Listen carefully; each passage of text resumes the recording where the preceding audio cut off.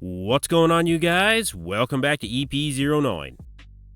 Alright, so there was actually a lot happening in the world of bodybuilding beyond the New York Pro this past weekend, including a guest posing from Joan Pradells at the Ben Weider Classic. Joan is currently sitting at 4 weeks out of the Empro Classic in Spain, and if we look at how Joan is looking at 4 weeks out, I honestly think he's a little bit behind here. So I went and looked a little closer at some of the updates that Joan has been posting, and at this point, I would have liked to see more striations in the chest this close to the competition, a bit more separation in the quad, some more detail in the back.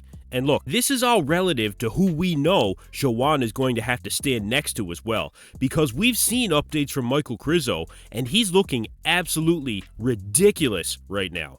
There was some comparisons being made between Krizo and Joan in the back double bicep pose on the Who is the Best BB Instagram page. Great page over there. You guys should go check it out. But basically the general consensus is that Joan has a ton of potential, but he's just not there yet in terms of overall muscularity and detail. He needs that muscle maturity to really have a chance at making it to the Olympia stage.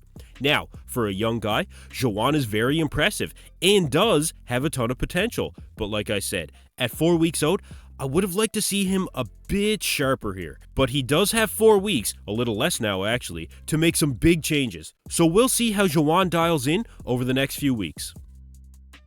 Alright, next up, the bodybuilding world is still awaiting an announcement from Sergio Oliva Jr. on when he plans on competing next, and Sergio dropped a couple of physique updates where, I gotta say, he is looking pretty impressive. But honestly, I feel like the anticipation towards seeing Sergio on stage is starting to really die down a little bit.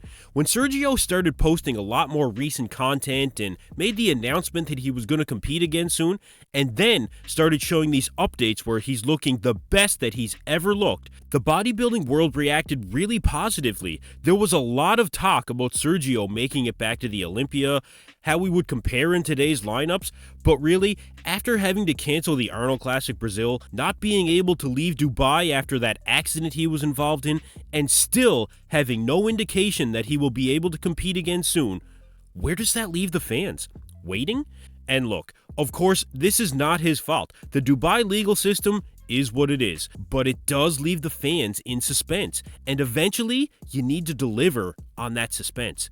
The biggest thing is the fact that, like I said, Sergio has been looking absolutely insane lately. Peeled, huge, dense, and most of all, ready to compete on short notice. It would be an absolute disservice to the bodybuilding world to not see Sergio compete again soon. So hopefully, Sergio doesn't have to wait to travel for much longer, and when he does announce a show, I'll be sure to let you guys know right here. Alright, next up, Hassan Mostafa is less than 2 weeks out of the Toronto Pro, and he is looking absolutely peeled in these recent updates. After missing out on the 2022 Olympia due to health concerns, I think Hassan is ready to get back on stage and establish himself as a real threat to that top 10 at the Olympia. Now, in fairness, we've seen this from Hassan before. He looks like the undeniable winner leading up to the show, but on show day, most oftentimes, he seems to miss the mark and looks noticeably off. Hassan has been inconsistent in working with a steady coach in recent years as well. He's done some hopping from coach to coach, his last one being AJ Sims, who seemed to bring out some of the best conditioning that we've ever seen from Hassan. But of course, now with Hassan joining Team Mayhem and working with Chad Nicholls, Chad is known to bring the best in the world at working with the mass monsters of the sport. So, will Chad be able to finally help Hassan realize his full potential? Well, with his track record, I would say yes, but this being the first time working with Hassan for a prep, it can take time to figure out how Hassan will respond. Now, based on how Hassan is looking right now, I think they're on the right path. Hassan looks inside out, peeled at 2 weeks out. So it won't be long, and we'll see Hassan battling it out with the likes of Robin Strand, Joe Seaman, Ian Valliere, and Ross Flanagan in Toronto, and it should be an exciting show. Now, switching back to some of the guest posings that happened over the last weekend, some more footage was released of Nick Walker's guest posing at the Arnold Classic with Antoine Vaillant, And this is definitely the most we've seen from Nick Walker doing public appearances in the entirety of his career so far. Nick has actually done a fair few guest posings and appearances in the first half of 2023. He seems to be capitalizing as much as he can on him being the biggest freak in bodybuilding right now, which is a smart move on his part.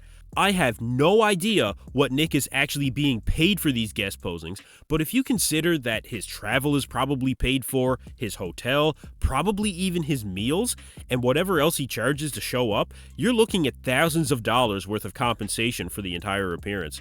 I mean, it could be worth, I don't know, on the low end, $5,000, on the high end, $10,000, and look, I have no idea, honestly, but it's probably within that range if I was to guess. But look, either way, I think it's great for the fans to get more exposure to the athletes. Nick gets paid and gets the opportunity to interact with his fan base. It's a win-win. And I do think Nick enjoys doing these guest posings as well. Now, of course, we all know that Antoine always enjoys doing these guest posings. It seems to me the guy just loves to entertain just as much as he does be on stage. So this is the best of both worlds for him, really, in a way. Antoine is definitely winning the award for putting the most time and effort into his guest posings for this season. So like I said, overall, this is really good for the athletes. It's good for the fans. It's good for the sport. And it's been said that we need more personalities in bodybuilding, and it seems like more and more of these personalities are coming out all the time.